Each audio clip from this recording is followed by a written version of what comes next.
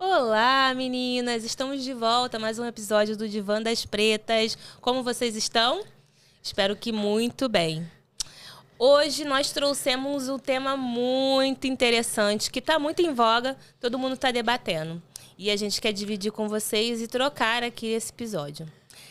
Nesse episódio, nós vamos falar Superwoman. Não é elogio. A mulher negra forte até deixar de ser.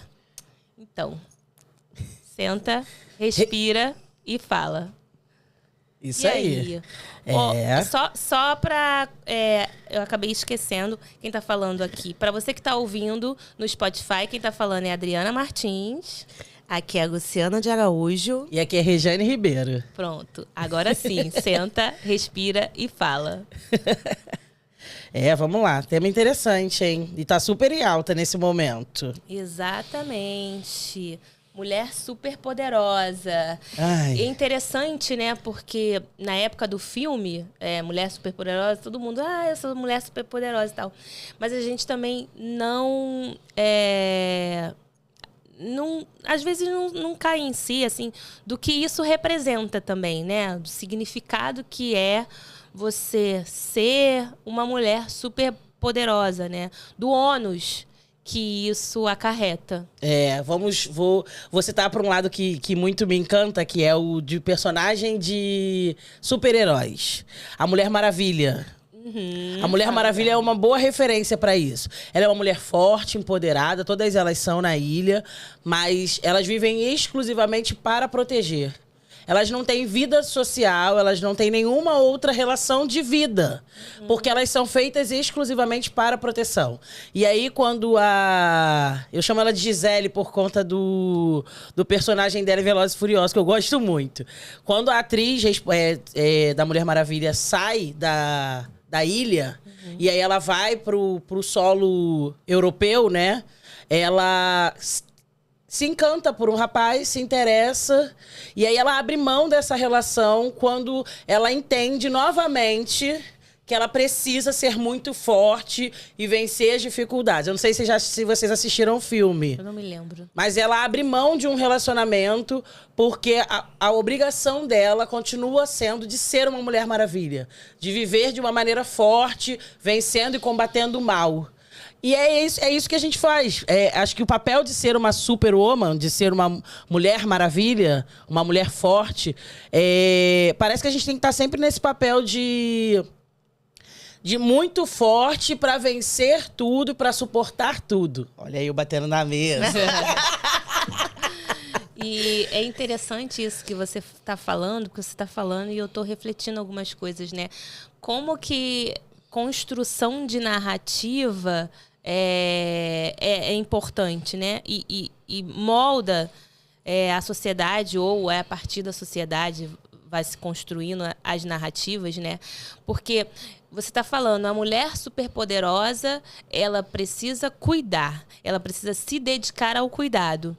E aí, eu pensando aqui no filme, por exemplo, do Superman, ele é um homem superpoderoso que cuida, mas que trabalha, que tem relacionamento amoroso. E de sucesso. Exatamente. Então, assim, para vocês verem... Dois pesos e duas medidas. Para vocês verem onde a sociedade coloca a mulher e onde a sociedade coloca o homem, né?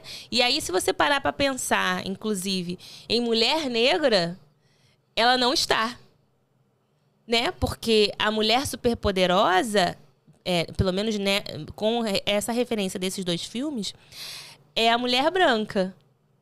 Nesse filme, sim. Né? E aí, isso é o que me veio aqui na cabeça agora. Não, então, aí... Oi, gente, tudo bom? Não, porque elas andaram num papo de desenho, de filme, de não sei o quê, não sei nada disso, totalmente fora desse rolê, mas eu sou um pouco vintage, né? E aí a Adriana falando dessa questão de narrativa, de mais atual, aí eu vou para aquele desenho que... Eu esqueci o nome, gente, das crianças que nunca voltam para casa. Caverna do Dragão. Aí vocês entraram... Muito bem, gente. Então, aí eu sou um pouco mais nova e a nossa diferença é de 1 ano pra cada uma. Exatamente. Mas eu sou mais nova. Eu não assisti Caverna do Dragão. Mentira, é o melhor desenho da face da Terra. Mas voltando aqui ao nosso assunto. Sim. Aí, narrativas, né, de mulheres pretas que não aparecem. Nesse desenho tem a Xena, né? Não me lembro. É, não me lembro. tem... Acho que o nome dela é esse. É a única negra que também tem poder, que ela tem tipo uma lança e tal, e aí ela também fica na situação de salvar. Às vezes, dependendo do episódio, ela é que salva todo mundo por conta do poder que ela possui. Mas aí a gente cai nessa situação de realmente não ter esse espaço para a mulher negra também ser vista, né, como uma mulher... Ela é vista como uma mulher superpoderosa, mas nos bastidores. E ela tem, desde do período escravocrata, né, da escravidão, ela sempre foi a salvadora e a cuidadora, porque ela sempre foi a dama de leite. A ama de leite. A ama de leite, perdão. E ela sempre esteve ali cuidando dos seus senhores, né? E ela sempre ocupando esse cargo de subserviência e escondida, né? Excluída. Porque, assim, tem essa questão da mulher superpoderosa e tal, mas as mulheres brancas, as personagens de desenho animado ou filme, elas... tem uma ascensão, uma visibilidade que mulheres negras também ocupam esse espaço e não possuem. Deu para entender? Que elas não são vistas... Elas são vistas como salvadora, cuidadora, mas não tem esse glamour. Não tem o destaque. Destaque. Porque são Exatamente. Invisibilizadas, Total. né? É porque o papel da mulher negra é exatamente esse. É de cuidar, de proteger, de sustentar. Sim. Mas o destaque não nos cabe. Mas não existe, né? Essa mulher não merece ter uma vida. Ela estar ali para servir. E aí é interessante a gente, nesse debate, a gente pensar como o audiovisual reforça essa narrativa, né? Porque a gente começou falando de filmes de super-heróis e ainda que não tenha filmes de heroínas negras, né? Não estou pensando aqui, vou pensar de Wakanda. Não, então, hoje tem. Hoje tem Mulher Rei... Tem tem Mulher Rei. Sim, Mulher Mas Rei agora, 2, né? são coisas atuais. 2. Não, mas aí o que eu ia colocar é a questão de também como o audiovisual, por mais que construa narrativas, né, de mulheres negras potentes, fortes, ainda assim, essas mulheres fortes, elas nessas construções, elas falham em alguma coisa. Então, se ela é uma mulher negra bem-sucedida profissionalmente, ela será fatalmente uma mulher negra com muitos problemas na vida pessoal. Ou se ela tem uma vida pessoal estruturada, ela não consegue se estabelecer profissionalmente. E aí a gente parte para uma questão atual que estão se discutindo muito nas redes sociais, e a gente não vai aqui, né, comentar a novela, mas a gente parte da questão da Raquel, dessa nova versão de Vale Tudo. Que nessa versão, na primeira versão, a Raquel, ela foi interpretada por uma atriz branca. E na primeira versão, ela teve essa possibilidade, né, de ascender profissionalmente, né, conseguir mudar sua realidade, e ela foi numa crescente. E agora, com a Raquel dessa segunda versão de Vale Tudo, uma Raquel interpretada por uma atriz negra, essa Raquel, após conseguir se estabelecer profissionalmente, ocorre uma reviravolta na vida dela, que ela perde tudo, fica pobre de novo. E aí, como o audiovisual constrói essas narrativas de que a mulher negra, para ser bem-sucedida, para ser feliz na vida, ela precisa de ter sempre muita resiliência e precisa sempre de lutar muito por isso.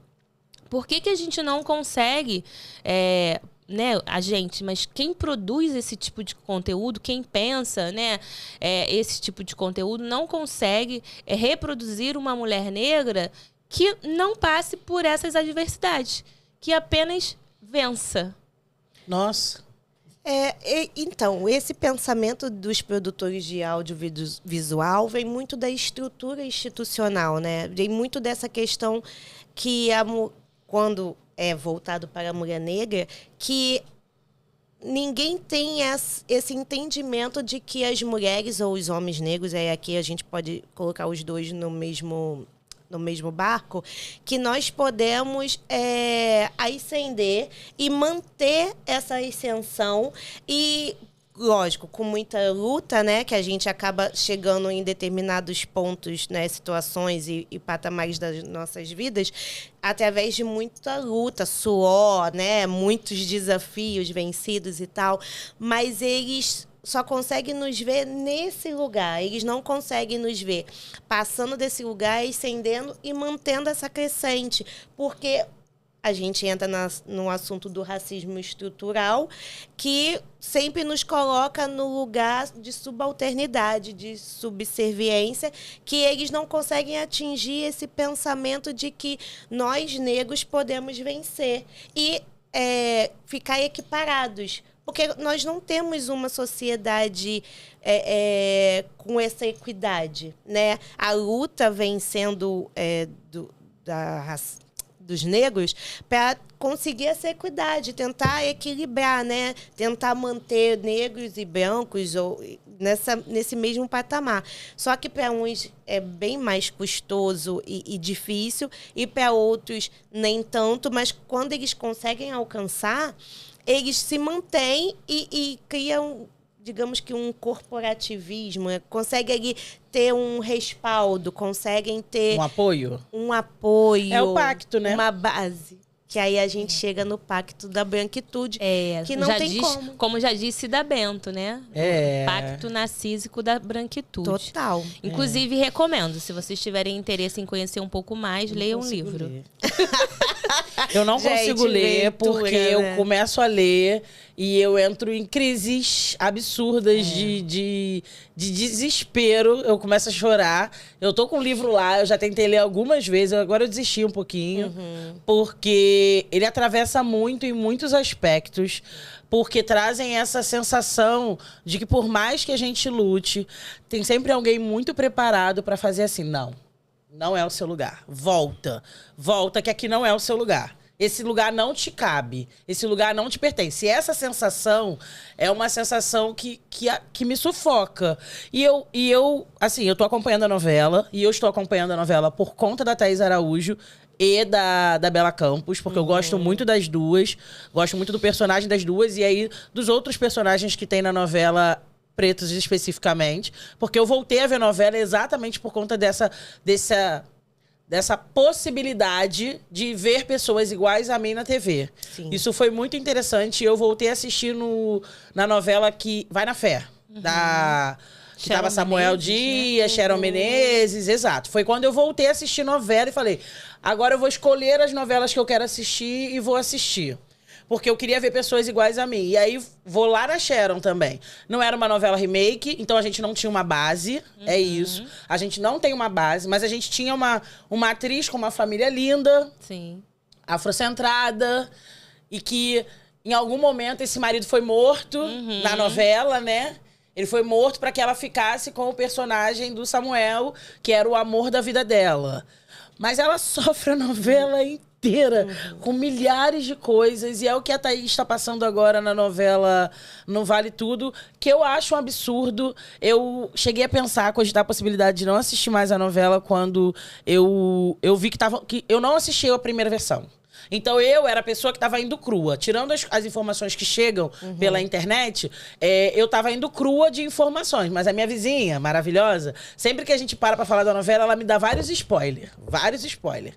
E aí, da versão anterior. E aí a gente teve essa conversa.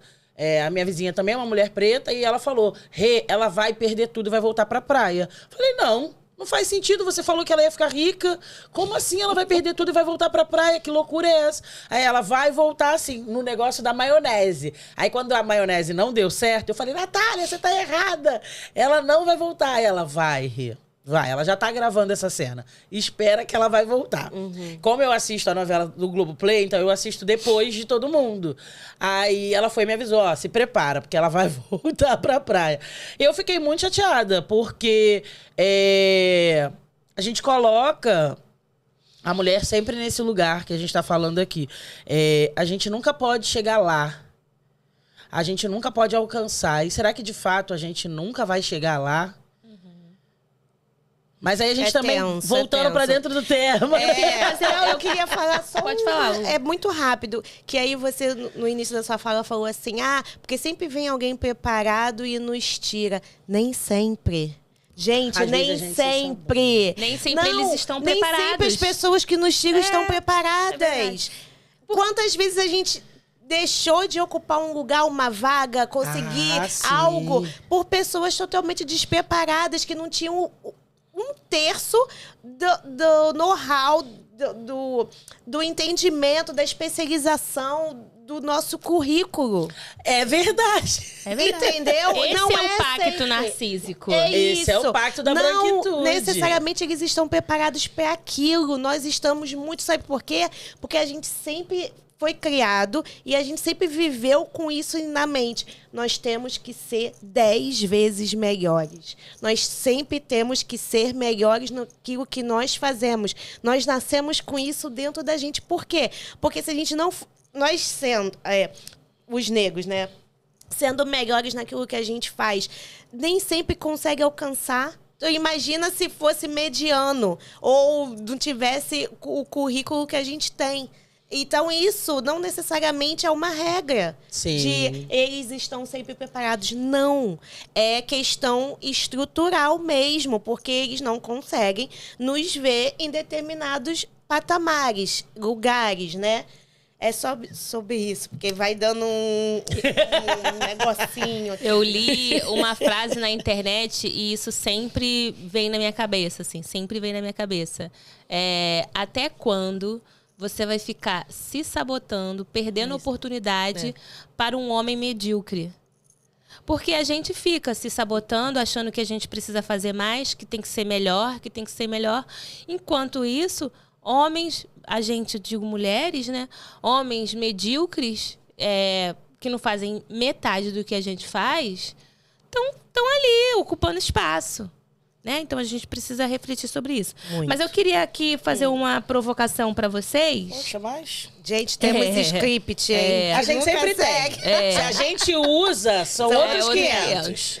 Então, assim, vou perguntar por que vocês acham que a sociedade romantiza a nossa resiliência?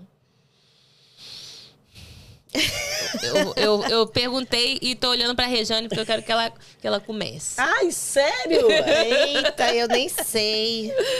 Porque é mais fácil romantizar a nossa resiliência. Porque nós somos, né? Nós somos hereditariamente resilientes. Eu acho que o meu bisavô, tataravô, que veio de África, ele teve que ser resiliente, porque talvez, e aí é porque me foi roubada essa informação, talvez ele tenha sido um grande rei. Eu tenho certeza que eu sou herdeira de rei e rainha, não tenho dúvida disso. Princesa de Wakanda. Exatamente. E aí, o meu tataravô, rei, ele teve que ser resiliente quando ele foi tirado da sua própria terra, vendido pelos seus e trazido pra cá. Ele teve que ressignificar muita coisa.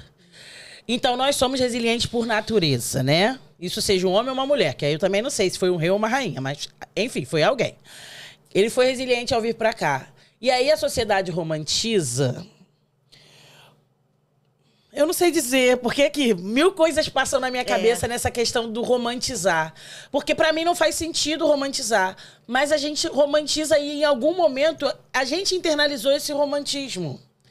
De que, eu sou forte, eu sou potente, eu alcanço, eu consigo.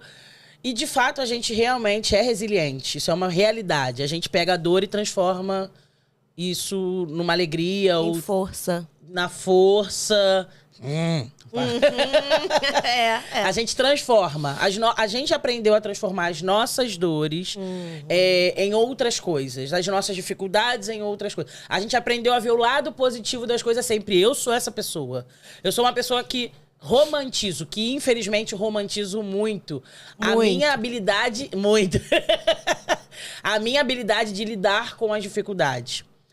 Mas eu não sei o porquê que a sociedade faz isso. E por que que eu não consigo responder essa pergunta? Porque me dói muito toda vez que alguém fala assim pra mim: nossa, você tá lidando muito bem com o seu luto. Você lida muito bem com tudo que você passou. Você conseguiu superar, conseguiu alcançar. Assim, te vejo muito bem, crescendo profissionalmente. E isso é a habilidade de ser resiliente. Mas isso não me torna inabalável. Então, eu não sei por que a gente romantiza, mas a gente romantiza. Não tem uma resposta. E você, Lu? Também não tem uma resposta objetiva. Eu acho que é bem complexa, né, essa pergunta para quem sente e passa por situações que todas nós aqui passamos e nossas ouvintes também, acredito que sim. Mas essa questão de romantizar a resiliência é pegando total gancho da fala da Rejane, porque a gente sempre consegue modificar a dor, o sofrimento, né? E aí fazer daquilo um ânimo, né? Sei lá, um estopim, para você passar por aquelas adversidades e aí você se torna resiliente por causa disso. Mas quando a gente se fecha em nossa casa, no nosso mundinho, só a gente sabe o quanto essa falsa resiliência nos causa, né? Nos atravessa. Interiormente, porque assim, externamente a gente consegue, de certa forma, camuflar tudo que está aqui dentro, reverberando, né? Porque a gente tem essa capa, né? Tem que vestir essa capa e essa máscara de que estamos fortes, com muitas aspas, porque para quem está ouvindo não tá, né? Não sabe que eu estou fazendo sinais. E aí a gente se veste disso para conseguir sobreviver, lutar, vencer e tal. Mas quando a gente se fecha, põe a cabeça no travesseiro, só a gente sabe ali o que passa por dentro para conseguir essa resiliência. Objetivamente, eu não consigo responder, mas é tudo isso misturado. E eu acho que, na verdade, romantiza... Agora eu vou falar genericamente, não é só mulher negra, enfim. Por nós, mulheres, fingirmos em algumas vezes, acho que fingir é forte, mas a gente transpassar para a sociedade que tá tudo bem. Porque a gente passa por tudo isso internamente, mas a gente está ali firme e forte, fingindo em alguns momentos. Mas, na verdade, a gente queria desabafar, chorar, gritar, chutar o balde. E, enfim, aí a gente também acaba causando esse romantismo, fazendo com que a sociedade... Alimentando, né? Alimentando, essa é a palavra. É isso. Eu acho... eu também não tenho uma definição formada assim, obrigada. sobre isso. Não tenho, não ninguém tem, acho que aqui. Mas eu penso que nós vivemos em um país muito desigual, né?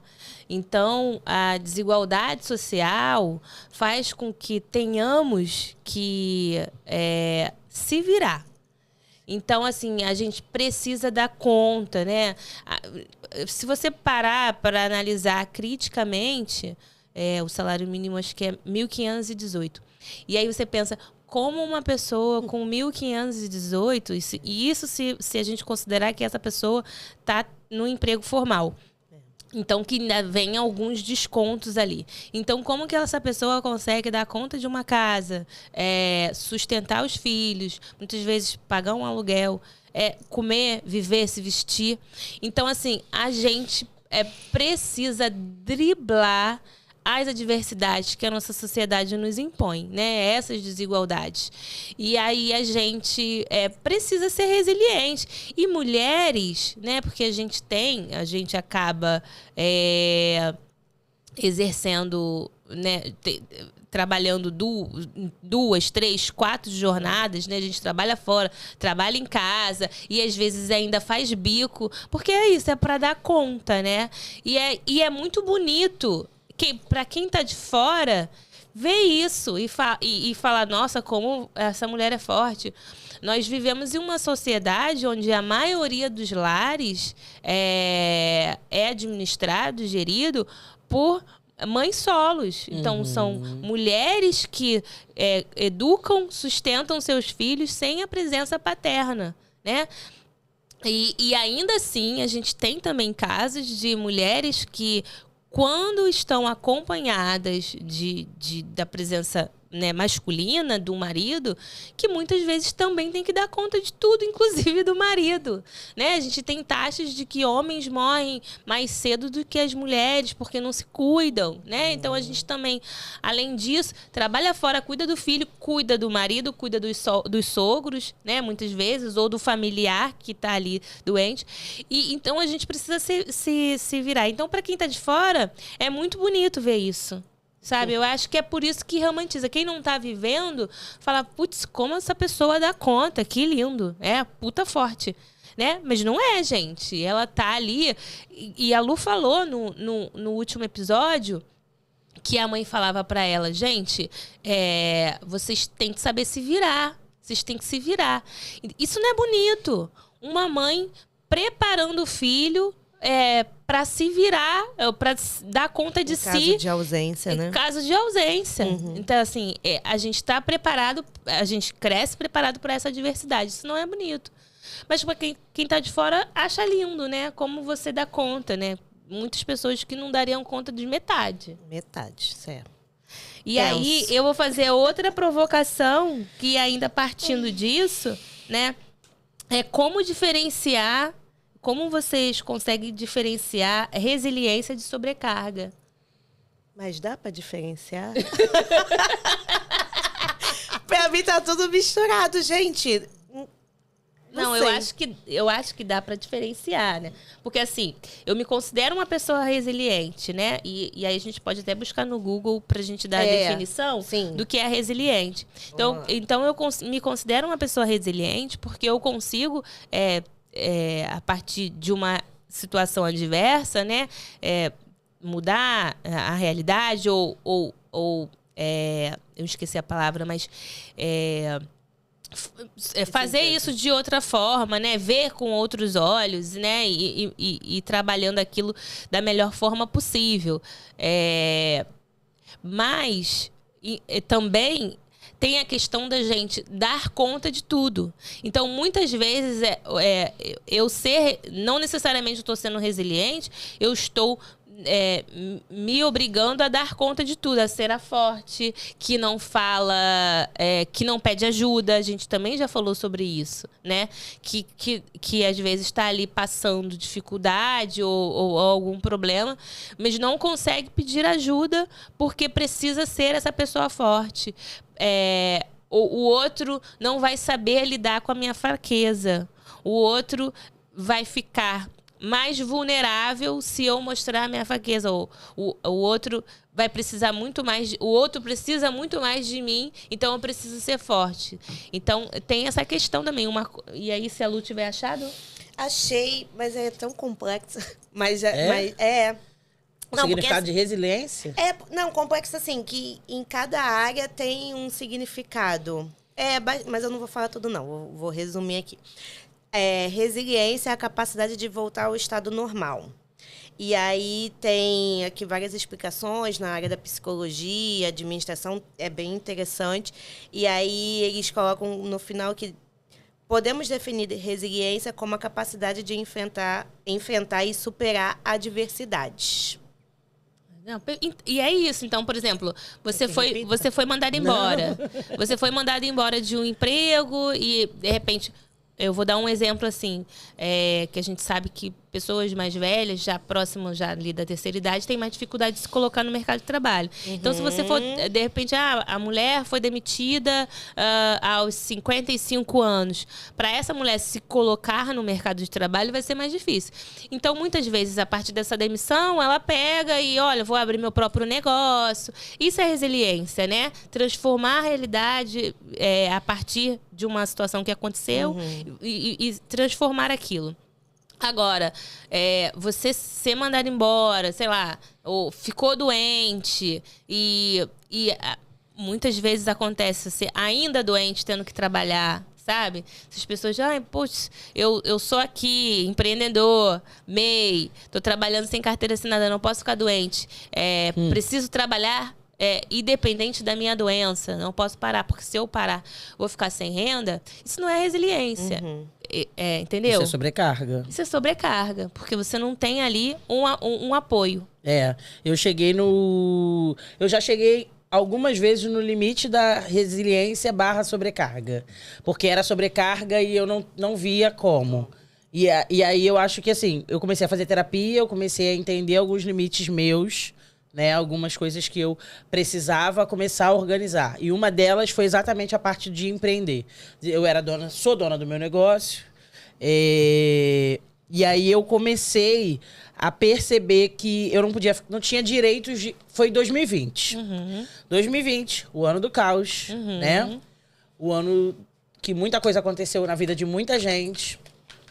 E eu tive que lidar com 17 noivas que iam se casar, inclusive 2 iam casar 15 dias depois do fechamento. No dia do fechamento, nós estávamos em reunião, finalizando o roteiro delas, para elas casarem 15 dias depois. A gente saiu do shopping, o shopping já vazio. E quando nós chegamos em casa, nós chegamos com a notícia do lockdown, né? Que fechou tudo. Sim. 16 de março. 16 de março, uma segunda-feira. Eu estava com elas. E aí, quando a gente passou por essa situação, eu não tive que lidar com as duas. Eu tive que lidar com todas as noivas. E nesse momento, eu estava em pausa na minha terapia.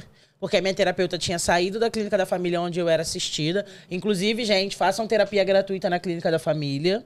E aí eu era assistida lá na Clínica da Família pela minha terapeuta. Ela tinha saído e nesse processo de transição, pra continuar com ela, eu teria que pagar. E aí eu tinha pedido pra ela dar uma segurada e acabei não fazendo por um tempo. Na verdade, a gente meio que segurou por muitos outros motivos. Porque ela estava se adaptando ao emprego novo. E aí a gente deu uma segurada. Essa pausa que a gente deu, eu tava a todo vapor resolvendo coisa de noiva. Certo. Eu fiz live, eu fiz evento, eu fiz um monte de coisa. E aí um dia ela me mandou mensagem. Finalzinho de abril, início de maio, eu acho. Oi, Rê, bom dia, tudo bem? Eu falei, bom dia, tudo bem, e você? Aí eu falei, quanto tempo? Preciso voltar pra terapia e tal. Aí ela, como você está? Eu falei, tô bem, e você? Aí ela, não. Vou refazer a pergunta. Como você está? Aí eu, não sei. E aí eu parei, já fazia, né? Já entendia o que ela queria extrair de mim. Falei, não sei. Não sei como eu estou. Eu tô trabalhando, eu tô vivendo, eu tô fazendo evento pra noiva, eu tô cuidando das noivas. Aí ela, como você está? Aí eu falei, Ariane, pelo amor de Deus, para de me fazer pergunta difícil. Essa hora. Poxa. Aí ela falou, então, vamos voltar pra terapia, sem custo. Mas eu preciso cuidar de você, porque você tá cuidando de todo mundo e não tá cuidando de você mesma. E aí, sem custo, eu voltei pra terapia pra olhar pra mim. E aí, nesse momento que eu olhei pra mim, eu vi que eu tava absurdamente sobrecarregada. E desde então, eu tenho feito essa análise, porque eu entendi naquele momento que eu não podia ficar doente, que eu não podia respirar. E assim, eu tava intensamente cuidando de noiva, cuidando de casa, cuidando do marido, porque o marido saía pra trabalhar todo dia na pandemia, e eu asmática, e aí assim, preocupadíssima quando ele chegasse, tira roupa, lava roupa, e separa tudo pra não pegar nada, porque ele trabalhou a pandemia inteira, e aí eu super nervosa, e não tinha parado pra pensar em como eu me sentia com tudo aquilo que tava acontecendo. E aí, desde então, eu comecei a analisar, eu ainda não sou a pessoa que pede ajuda, eu ainda tenho que trabalhar muito isso, mas eu sou a pessoa que eu já consigo dizer assim, eu não consigo fazer isso.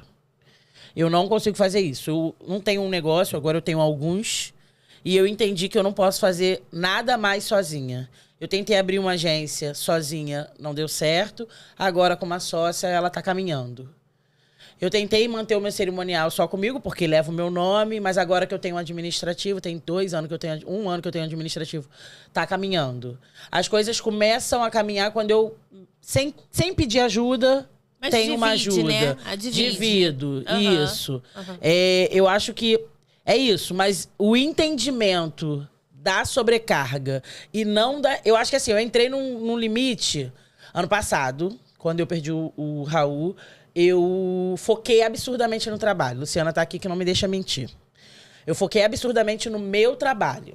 No meu trabalho fixo, né? Absurdamente. Eu me entreguei ele de corpo e alma. Eu vivia praticamente todos os dias pra ele, mais do que pro meu negócio. Porque aí, como eu tinha uma assistente, a assistente estava dando conta do negócio, eu estava vivendo para o meu trabalho, que é um trabalho intenso.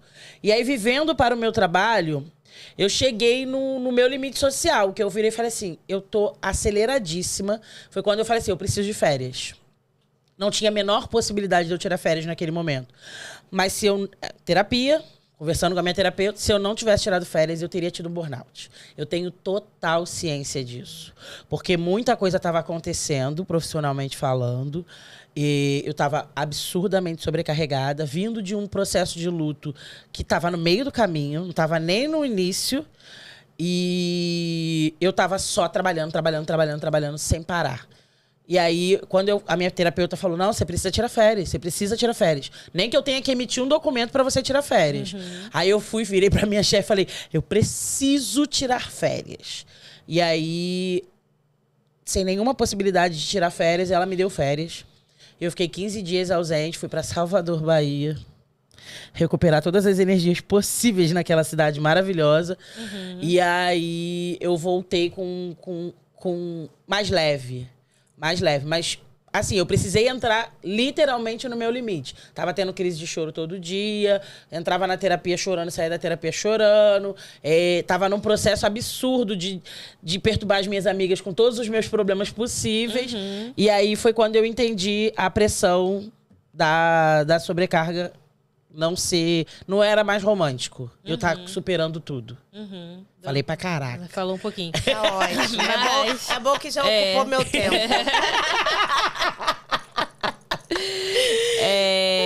Meu Deus. Pra você, e agora eu vou começar com Não, você. tem que ser, não quero mais falar, tô cansada já. Começa com quem? Você. O quê? Se deixar eu vou falar mais o episódio todo e aí acaba. Não, tô controlando aqui. O que significa pra você o rótulo de mulher forte? Eu acho que Regiane já falou bastante sobre isso. Assim, não. Porque mas assim, porque ela acabou falando sobre Já de dar conta de tudo. né? Mas assim, sobre a sua perspectiva, o que você... Ai, gente. O que significa pra você esse rótulo? Eu odeio esse rótulo. Exato, eu tô aqui.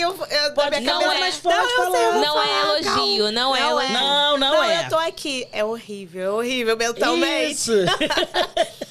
Porque realmente ele é horrível. Nos colocarem nesse local, né? Nesse lugar de ser forte.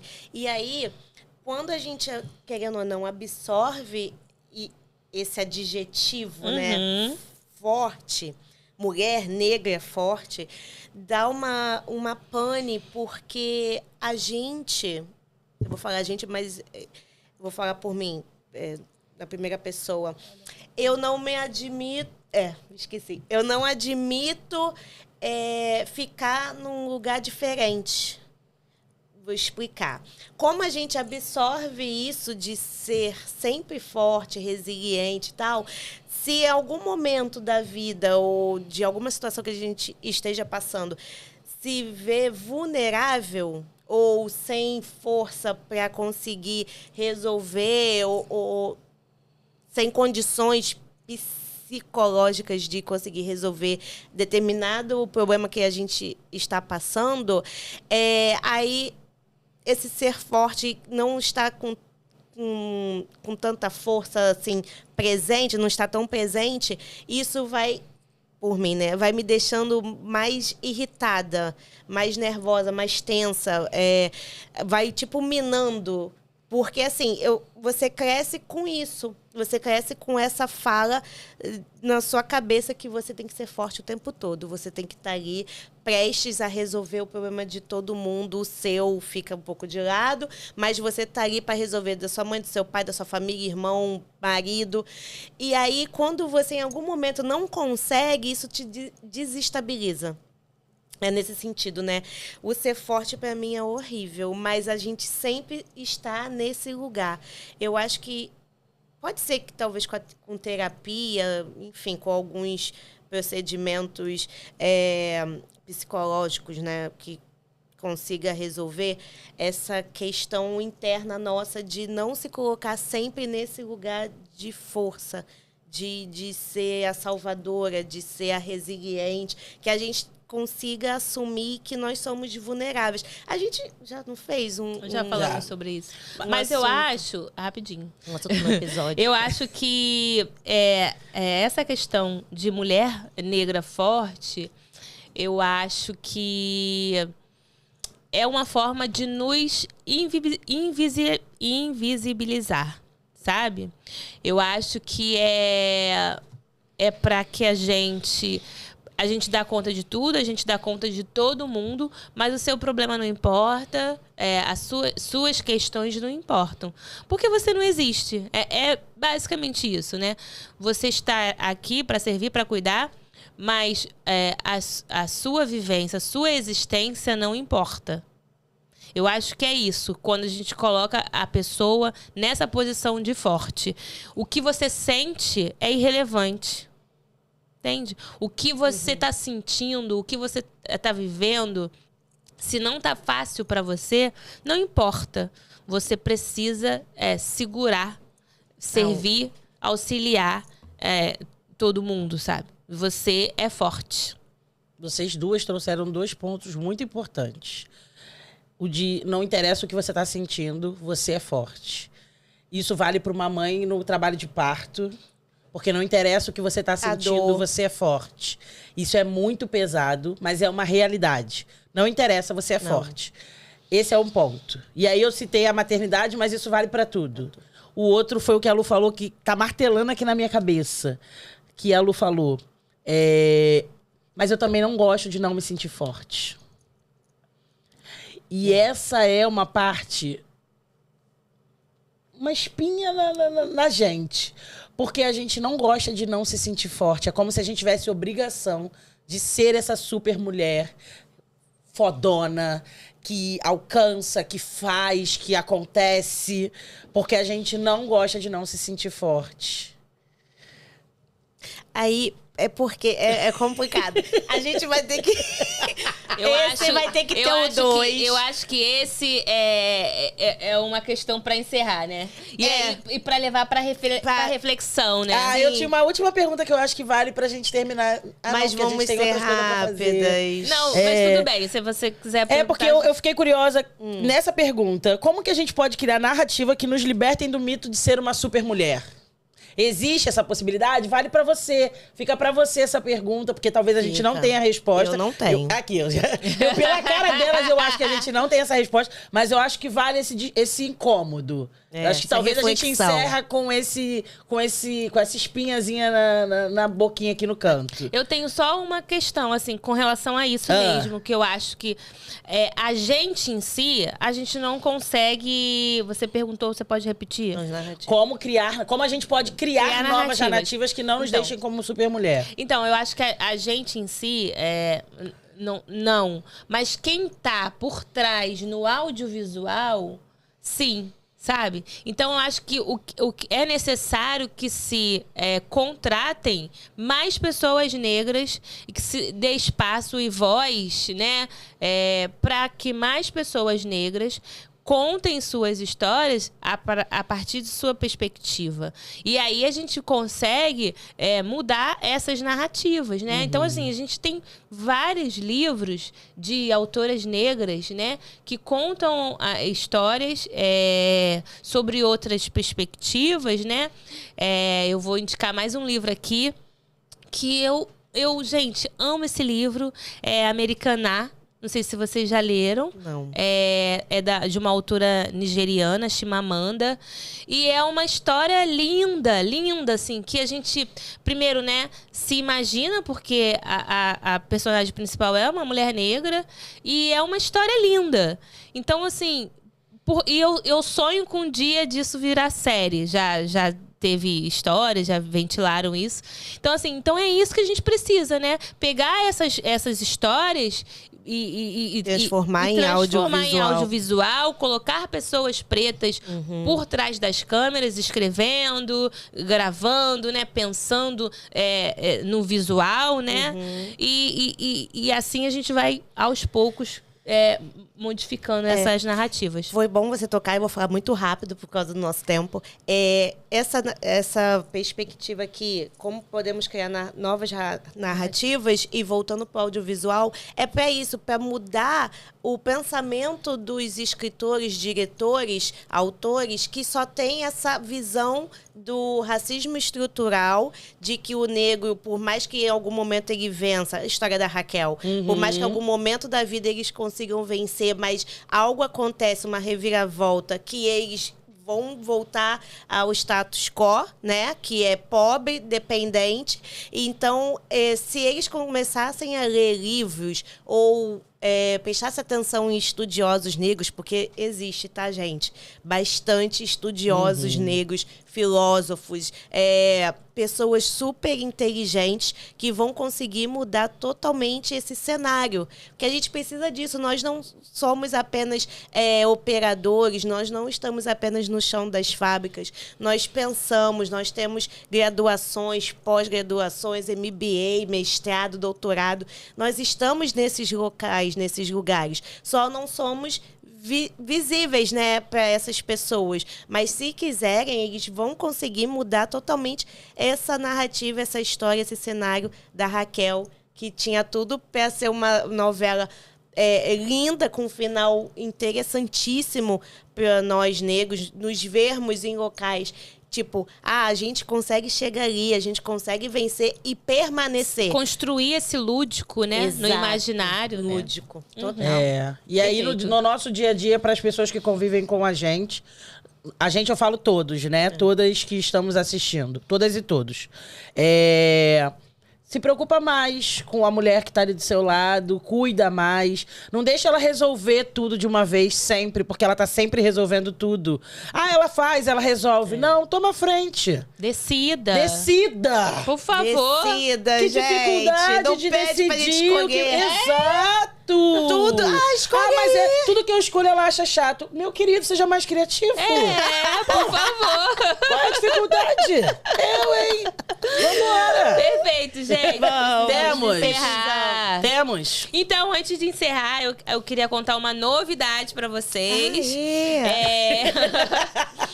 Nós estamos lançando uma campanha no Apoia-se. Então, se você gosta do nosso conteúdo, se você curte e se você tem interesse que esse projeto tenha uma vida muito longa, a gente vai pedir para você aderir nossa campanha no Apoia-se.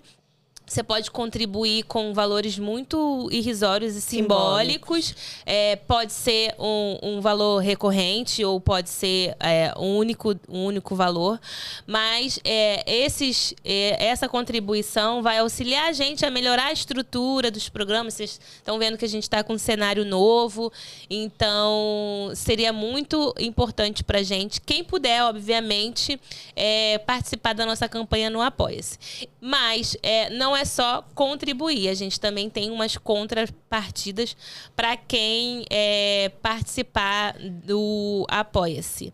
A gente tem 2 pacotes no Apoia-se. O primeiro pacote, quem conseguir contribuir com aquele valor vai participar de um sorteio mensal, onde vai ser sorteado a nossa Eco Bag, tá aqui, uma canequinha, que tá ali também do lado da Eco Bag, e um livro. Vai concorrer a um desses livros aqui. Um desses e de outros autores negros e negras que contribuem para o nosso crescimento e desenvolvimento social. Exatamente. A gente tem, e aí vão ser vários livros, tá? Que vão ser sorteados. Vários, assim, né? Por mês, né? A gente vai sortear cada mês um livro. Então, são livros, não necessariamente... Por exemplo, ali a gente tem 3 livros, Um Defeito de Cor, Fique Comigo, e O Mito da Beleza, que não necessariamente no caso do Mito da Beleza, né? Uma autora negra, mas tem a temática de feminismo e tal, então é muito bom pra gente desconstruir narrativas. E o segundo pacote no Apoia-se é um valor um pouco mais alto, e quem contribuir com esse pacote vai participar de um encontro mensal com a gente. Esse encontro vai ser virtual, mas nesse encontro a gente vai poder compartilhar ali as ideias e trocar com vocês que gostam de acompanhar nosso conteúdo. E o mais legal é que vocês vão poder nos ajudar a pensar os temas seguintes e a tomar nota a partir da conversa com vocês, de quais são os nossos próximos bate-papos, e também trazer comentários que vocês compartilharem conosco das vivências de vocês. Exatamente. O link para o Apoia-se é